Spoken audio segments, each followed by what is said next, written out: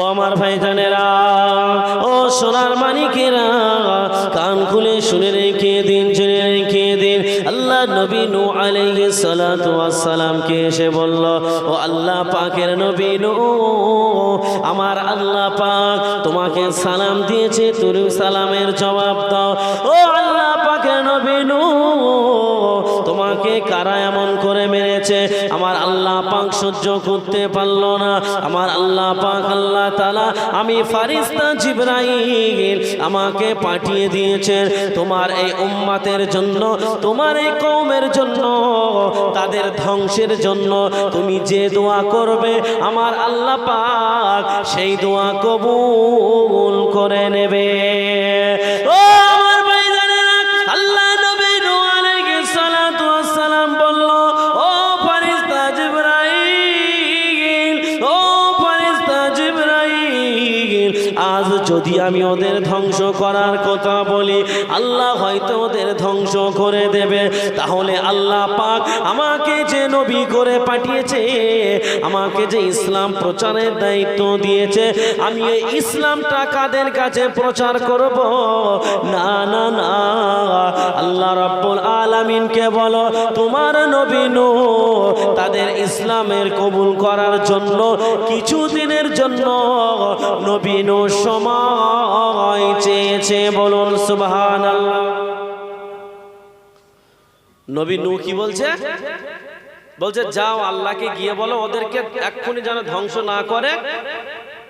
আল্লাহকে গিয়ে বলবে, আল্লাহ পাক রব্বুল আলামিনকে গিয়ে বলবে, নবী নূহ আরো কিছুদিন সময় চেয়েছে, দেখতে চাইছে যে তারা মুসলমান হয় কি হয় না, একটু সময় চেয়েছে। ও আমার ভাইজানেরা, আল্লাহ নবী নূহ আলাইহিস সালাতু ওয়াস সালামের এই কথা শুনে ফারিস্তা জিবরাইল আল্লাহ নবী নূহের সেবা যত্ন করতে লাগলো। আল্লাহ নবী নূহের যে মেরে ক্ষত বিক্ষত করে দিয়েছিল, শরীর দিয়ে দদ্দার দদ্দার করে রক্ত বার হচ্ছিল, ফারিস্তা জিবরাইল আল্লাহ নবী নূহের সেবা যত্ন করতে করতে তানার গায়ে হাত বুলিয়ে দিল। আমার আল্লাহ পাকের হুকুমে আল্লাহর নবী নূহ আগের চাইতেও আরো বেশি সুস্থ হয়ে গেল। বলুন সুবহানাল্লাহ, একটু জোরে বলেন। আগের চাইতেও আরো বেশি কি হয়ে গেল? সুস্থ হয়ে গেল। আল্লাহ পাক তানার আরো শরীরটা যেন তেজ ক্ষমতা বাড়িয়ে দিল। এবং ফারিস্তা জিবরাইল আরো একটা কথা বলল। কি কথা? ও আমার ভাইজানেরা, ফারিস্তা জিবরাইল আলাইহিস সালাতু ওয়াস সালাম আল্লাহ নবী নূহকে বলল, ও আল্লাহর নবী নূহ, আল্লাহ পাক আমাকে একটা গাছ দিয়ে পাঠিয়েছে, এই গাছটা তুমি নাও, এই গাছটা নিয়ে তুমি পৃথিবীর জমিনে গাছটা রোপণ করে দাও, ওই গাছটা পুঁতে দেবে। কিছুদিন যেতে না যেতে ওই গাছটা বিরাট আকারে একত্রিত হবে, ওই গাছটা বিরাট আকৃতি নেবে। আল্লাহ নবী নূহকে বলল, আর গাছটা কি হবে না হবে এই বিষয়ে আমার আল্লাহ পাক বাকি কথা জানিয়ে দেবে। যাও, চলে যাও, চলে যাও, তুমি চলে গিয়ে ওই গাছটা পুঁতে দাও। বলছে ওই গাছটা আল্লাহ পাক দিয়েছেন, ওই গাছটা দুনিয়ার জমিনে পুঁতে দেবে এবং ওই গাছটা বিরাট আকারে বিরাট আকৃতি হবে। তো সেই গাছটার বিষয়ে কি কখন কি করতে হবে না হবে বাকি কথা আল্লাহ পাক সময় মতো বলে দেবে। তোমার ডিউটি হলো, আল্লাহ বলেছে এই গাছটা পুঁততে, ওই গাছটা গিয়ে তুমি জমিনে পুঁতে দাও। ও আমার ভাইজানেরা, ও সোনার মানিকেরা, কান খুলে শুনে রেখে দিন, জেনে রেখে দিন। আল্লাহ নবী নূহ আলাইহিস সালাতু ওয়াস সালাম ওই গাছটা ফারিস্তা জিবরাইলের কাছ থেকে নিয়ে একটা পাহাড়ের ধারে গাছটা পুঁতে দিল। দেখতে পাওয়া গেল বাবা, ওই গাছটা পুঁতে দিয়ে আল্লাহ নবী নূহ এত মার খেয়েছে, তারপরেও ইসলামের দাওয়াত দেওয়া বন্ধ করলো না। বলুন সুবহানাল্লাহ। ও আমার ভাইজানেরা, আল্লাহ নবী নূহ আলাইহিস সালাতু ওয়াস সালাম বেশ কিছুদিন হয়ে গেল আবার ইসলামের দাওয়াত দেওয়া শুরু করলো। আল্লাহ নবী নূহকে যেখানে মেরেছিল ওই এলাকায় গেল। এবারে নবী নূহ ঘরে ঘরে গিয়ে মানুষের বাড়িতে ইসলামের দাওয়াত দেওয়া শুরু করলো। বলুন সুবহানাল্লাহ। আমাদের হলে কি করতাম, যদি কেউ এরকম পিটাতো ভয়েতে হয়তো আমরা ওই এলাকায় ঢুকতাম না, কিন্তু নবী নূহ মার খাওয়ার পরেও মানুষকে দাওয়াত দিত দূর থেকে, কিন্তু মার খাওয়ার পরে মানুষের ঘরে ঘরে গিয়ে নবী নূহ মানুষের মুসলমান হওয়ার কথা বলছে, ইসলামের দাওয়াত দিচ্ছে। ও আমার ভাইজানেরা, কান খুলে শুনে রেখে দিন, জেনে রেখে দিন, আল্লাহ নবী নূহ আলাইহিস সালাতু ওয়াস সালাম মানুষের কাছে ইসলামের দাওয়াত দেয়। দেখতে পাওয়া গেল বাবা দাওয়াত দিতে দিতে কবে বেশ কিছুটা দূরে গেল, একদল গ্রামের মানুষ আল্লাহ নবী নূহকে ধরলো।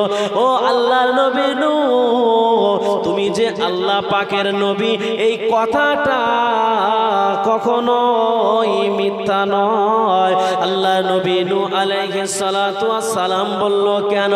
আল্লাহ নবী নূহকে বলতে লাগে, ও আল্লাহ পাকের নবী নূহ, তার প্রমাণ হলো যারা তোমাকে মেরেছিল, যারা তোমার শরীর দিয়ে রক্ত পার করেছিল, তাদের মধ্যে কারোর হাত পঙ্গু হয়ে গেছে, কারোর পা পঙ্গু হয়ে গেছে, এক একজন বিরাট বিরাট রোগাক্রান্ত হয়ে গেছে।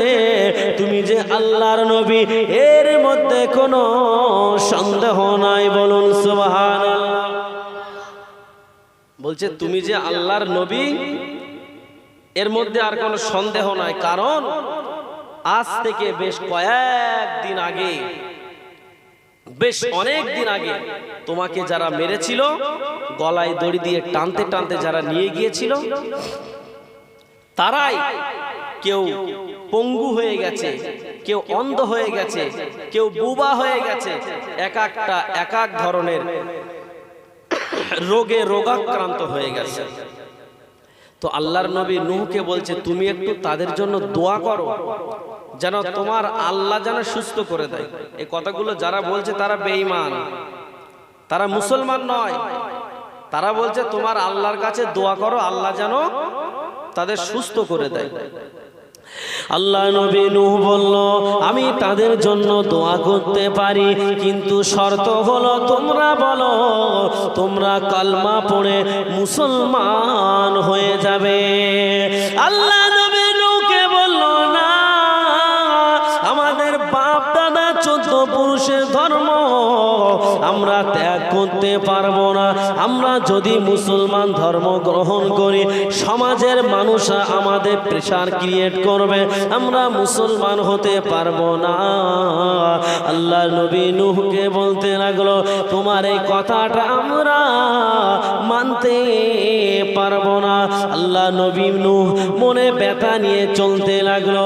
বেশ কিছুটা দূরে গিয়ে দেখলো আল্লাহর নবী নূহকে দেখে ওই গ্রামের কিছু ছেলে কিছু যুবক দেখে ঠিল্লি করে, বলে, ওই দেখ পাগল আবার ফিরে এসেছে।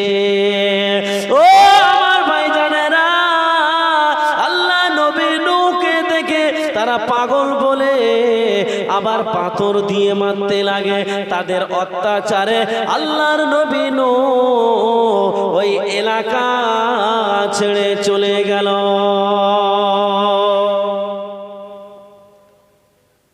ফারিস্তা জিবরাইল যখন এসেছিল কি বলেছিল, যে আল্লাহকে গিয়ে বলো কি আমার জন্য কিছু সময় দেয়। আর সেই নবী নূহ সময় নিয়েও ইসলামের দাওয়াত দিল। তারা বলল বাপ দাদার ধর্ম ত্যাগ করব না। আবার ফের আরেক দল যুবক তারা বলছে সেই পাগলটার মার খেয়েও লজ্জা হয়নি, আবার ফের আমাদের এলাকায় এসেছে দাওয়াত দিতে। মার বলে আল্লাহর নবী নূহকে তারা পাথর দিয়ে এমন করে করে আঘাত করলো, নবী নূহ তাদের এলাকা ছেড়ে দিয়ে চলে গেল। আল্লাহ নবী নূহ আলাইহিস সালাতু ওয়াস সালাম মনের ব্যথা বেদনা নিয়ে চলে গেল।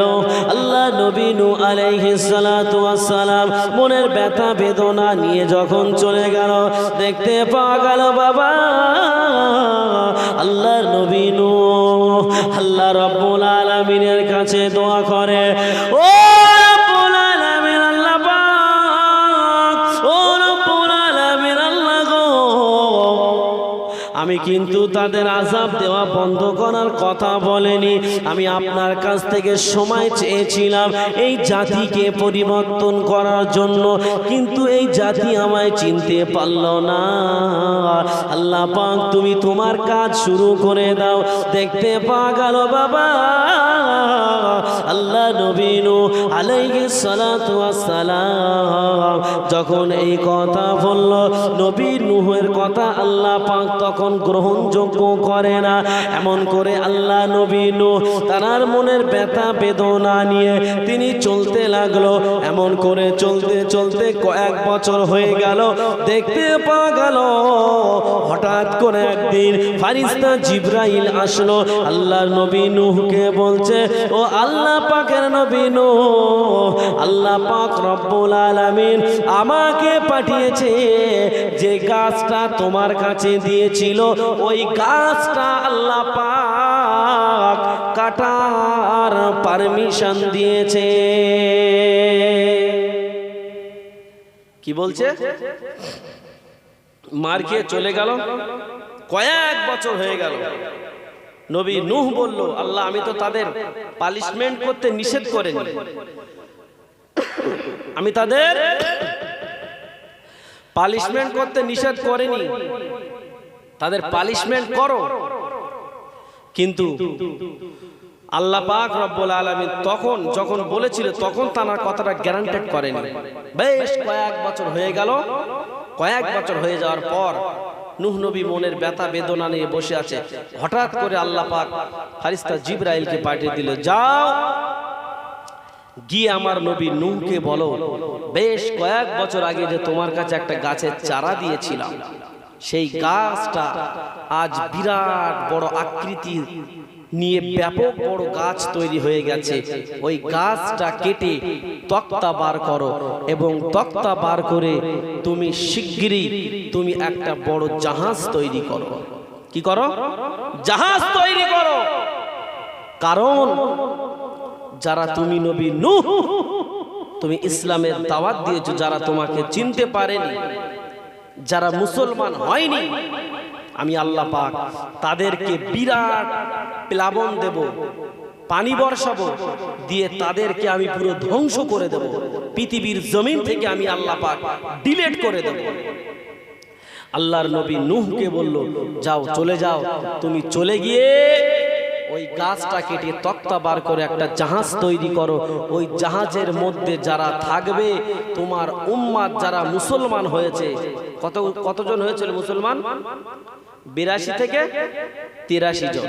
তো যারা মুসলমান হয়েছিল তারাই একমাত্র ওই জাহাজের মধ্যে থাকবে, আর যারা ওই জাহাজের ভিতরে থাকবে আমি আল্লাহ পাক তাদের বাঁচিয়ে রাখবো, আর যারা মুসলমান নয় তাদেরকে জাহাজের মধ্যে ওঠা তো দূরের কথা, তাদের আমি আল্লাহ পাক ওই পানিতে চুপিয়ে চুপিয়ে চুপিয়ে চুপিয়ে আমি আল্লাহ পাক শেষ করব, শেষ করব। ও আমার ভাইজানেরা, ও সোনার মানিকেরা, কান খুলে শুনে রেখে দিন, শুনে রেখে দিন। ফারিস্তা জিবরাইল আলাইহিস সালাতু ওয়াস সালাম যখন এই কথা বলল, ফারিস্তা জিবরাইলের কথা শুনে আল্লাহর নবী নূহ আলাইহিস সালাতু ওয়াস সালাম আর তার সঙ্গে একজন সঙ্গীকে নিয়ে নবী নূহ ওই গাছটা কাটার জন্য সেই গাছের গোড়ায় হাজির হয়ে গেল। ওই গাছের গোড়ায় কি হলো? হাজির হয়ে গেল। যে সত্যি দেখি তো আল্লাহর নবী নূহ ওই গাছটা দেখে কি সর্বনাশ, এত বড় গাছে মানে গাছ হয়েছে বা এত বড় রূপ ধারণ করেছে, গাছটা দেখলে তাক লেগে যাবে যে এত বড় গাছ।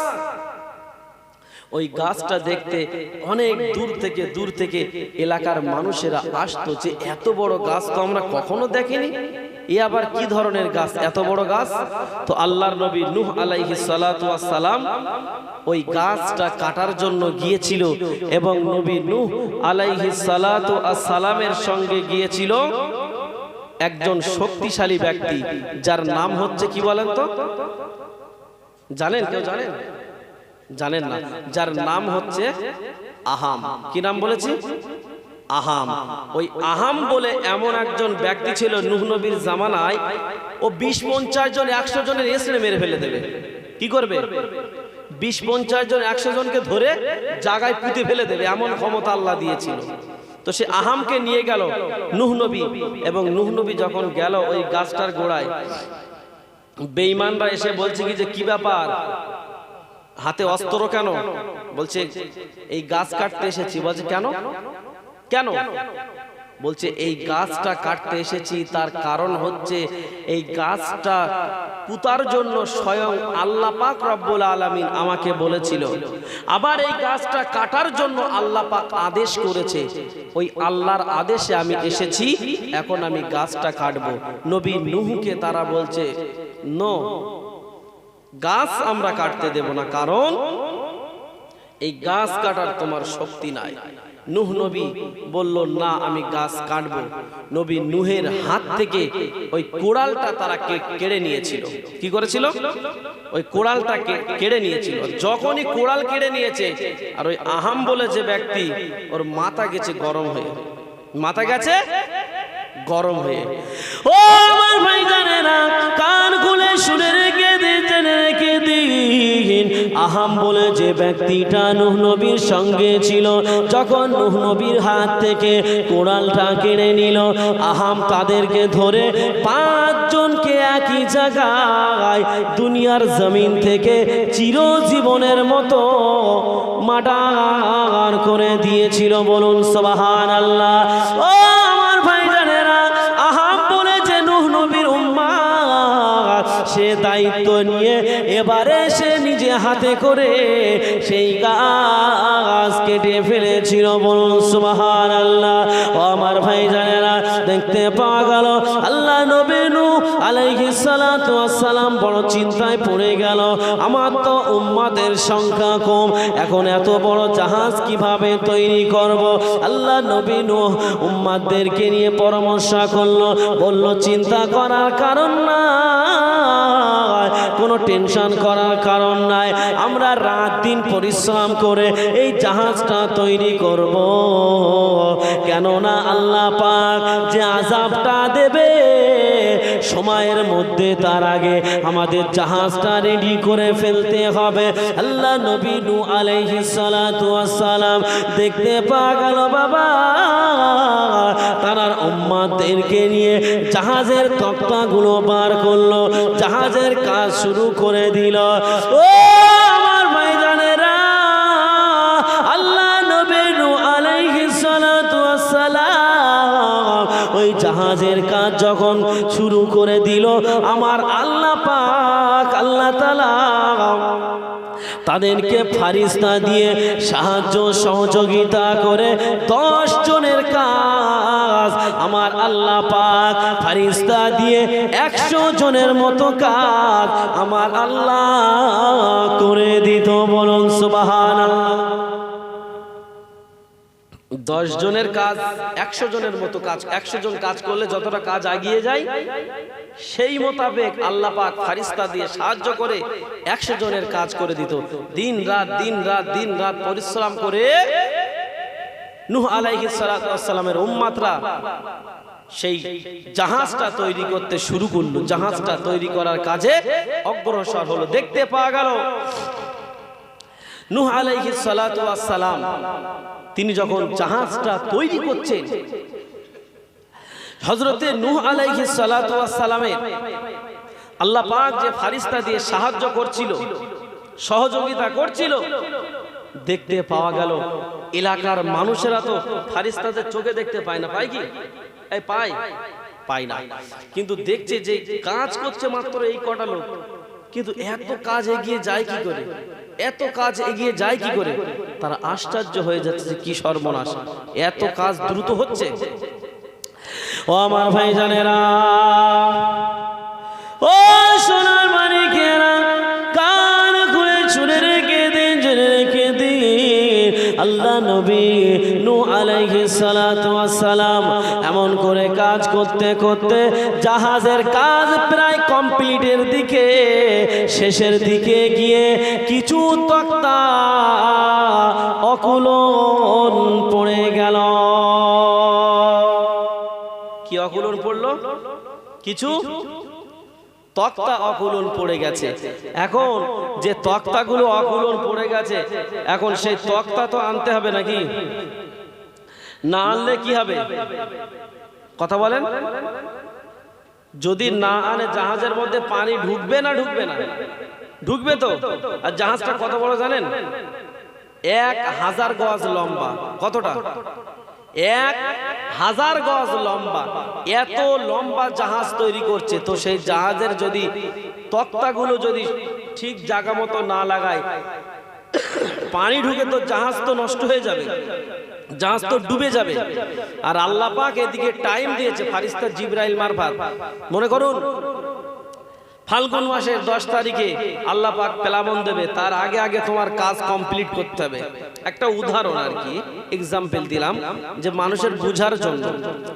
তো সেই সময় আসার আগে যদি জাহাজ না তৈরি করে সর্বনাশ হয়ে যাবে।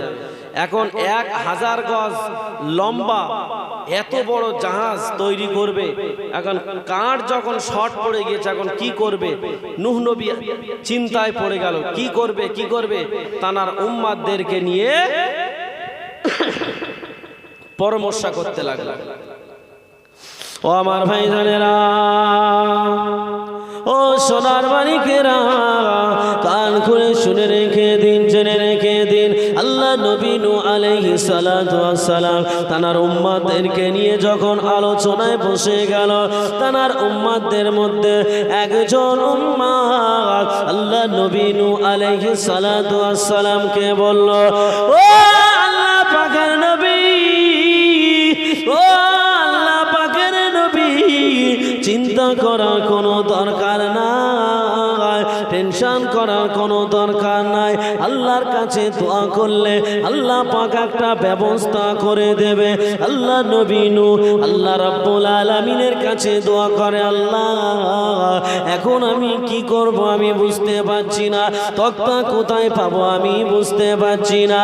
ও আমার ভাইজানেরা, কান খুলে শুনে রেখে দিন, জেনে রেখে দিন, ফারিস্তা জিবরাইল আলাইহিস সালাতু ওয়াস সালাম আল্লাহর নবী নূহকে এসে বলল, ও আল্লাহ পাকের নূহ, আল্লাহ পাকের নবী নূহ, তুমি চিন্তা করো না, তুমি টেনশন করো না, কেন না তোমার এই কাঠ আল্লাহ পাকের একজন বান্দা আছে, সে তোমার এই কাঠ তুলে দেবে।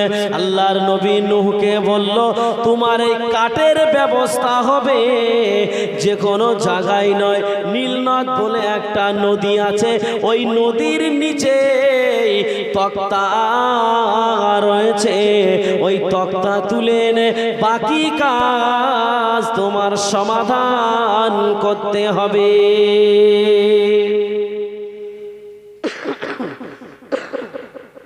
আচ্ছা বলেন তো দেখি, তখন কি ডুবুরির সিস্টেম ছিল?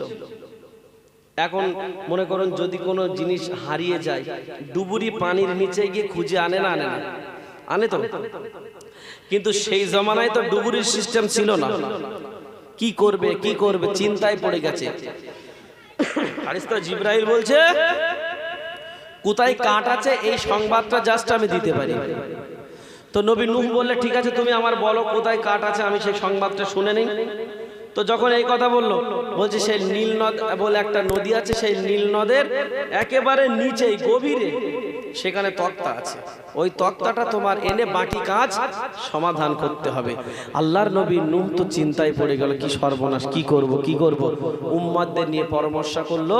উম্মতদের মধ্যে একজনা বলল, ও আল্লাহ পাকের নবী, টেনশন করার দরকার নাই, কারণ উজ বিন অনুক বলে একজন ব্যক্তি আছে। কি নাম বলেছি? উজ বিন অনুক। উজ বিন অনুক হচ্ছে সেই ব্যক্তি যে দিনে 10 মণ করে খাবার খেত। কত মণ? আরে কথা বলেন না কেন আপনারা? কত মণ? 10 মণ। বুঝতে পারছেন? তার মানে কতটা? 40 কেজিতে কয় মণ? 1 মণ। 10 মণ খায়, তার মানে কতটা? হ্যাঁ, চিন্তা করেন যে একটা মানুষ দিনে 10 মণ করে খায়, তো নবী নূহকে বলছে উজ বিন অনুক অমুক জায়গায় আছে, সে এখনো বেঁচে আছে, তাকে গিয়ে বলো সে নীল নদের নদী থেকে অনায়াসে এসে হেঁটে চলে বেড়ায়, আর তার পানি তার হাঁটু পর্যন্ত আসে না, ও অনায়াসে মাছ ধরে ধরে খায়, অনায়াসে মাছ ধরে ধরে খায়। তাকে গিয়ে বলুন সেই উজ বিন অনুক, তার কিছু খাবার দিলে সে আমাদের এই কাজটা করে দেবে। ও আমার ভাইজানেরা, ও সোনার মানিকেরা, কান খুলে শুনে রেখে দিন, জেনে রেখে দিন। আল্লাহ নবী নূহ আলাইহিস সালাতু ওয়াস সালাম উজ বিন অনুকের কাছে চলে গেল। উজ বিন অনুককে গিয়ে বলে আমার একটা কাজ করে দিতে হবে। কি কাজ করতে হবে?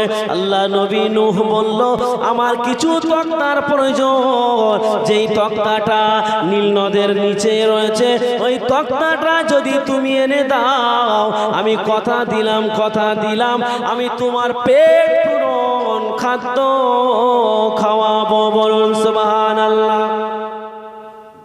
বলছে আমি কথা দিলাম আমি তোমার পেট পূরণ খাদ্য খাওয়াবো, তুমি আমার জাস্ট কাজটা করে দাও। উজ বিন অনুক চিন্তা করছে ঠিক আছে, যদি আমার পেট পূরণ খেতে দেয় তাহলে আমি কাজটা করে দেব। উজ বিন অনুক নীল নদের নদীর দিকে হাঁটতে লাগলো। হাঁটতে নীল নদের নদীর মধ্যে নেমে পড়লো। নেমে পড়ে ওই তক্তাগুলো পানির তলা থেকে অনায়াসে তুলে নবী নূহের সামনে হাজির করে দিল। বলুন সুবহানাল্লাহ। বাকি কথা পরে বলবো, একটু মহাব্বতে দরুদ আল্লাহুম্মা সাল্লি আলা।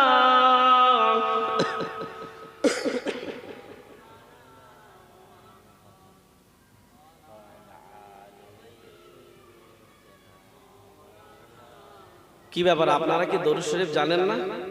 হ্যাঁ, এই হাল কেন? এতগুলো মানুষ যদি একটু উচ্চ আওয়াজে পড়েন কোনো সমস্যা হবে? সমস্যা হবে কি? যদি মনে হয় না দরুদ শরীফ পড়লে আমাদের ট্যাক্স ফ্যাক্স দেওয়া লাগে ওই জন্য পড়ছি না, তাহলে পড়তে হবে না। আর যদি মনে হয় যে ট্যাক্স দিতে হয় না, তাহলে একটু ভক্তি ভরে উচ্চ আওয়াজে আল্লাহকে সন্তুষ্টি করার জন্য মহাব্বতে দরুদ আল্লাহুম্মা সাল্লি আলা।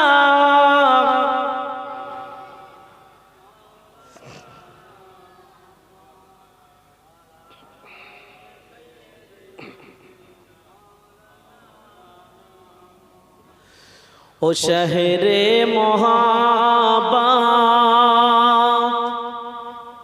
जहाँ मुस्तफा है, ओ शहरे मोहब्बत जहाँ मुस्तफा है, वही घर बनाने को जी चाहता है।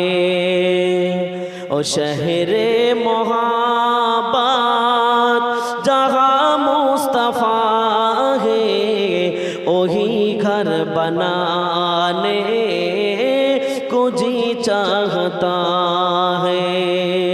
ओ सोने से कंकार, ओ चांदी से माटी, ओ सोने से कंकार, ओ चांद से माटी, नजर में बसाने को दिल चाहता है। जो पूछा नबी ने कि कुछ घर पे छोड़ा, तो सिद्दीक़ अकबर को होठों पे आया। जो पूछा नबी ने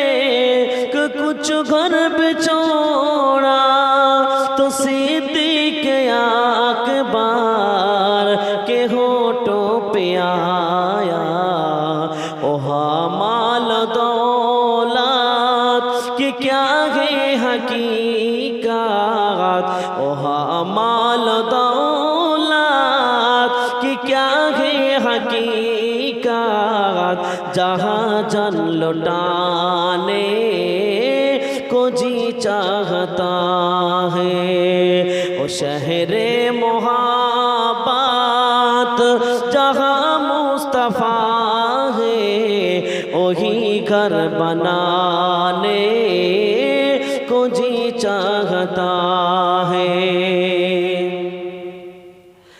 जिहादे मोहब्बत की आवाज गूंजी, जिहादे मोहब्बत की आवाज गूंजी, कहा हन जलाने दुल्हन से अपनी इजाजत अगार हो तो जामे शहादत, इजाजत अगार हो तो जामे शहादत, लबों से लगाने को दिल चाहता है।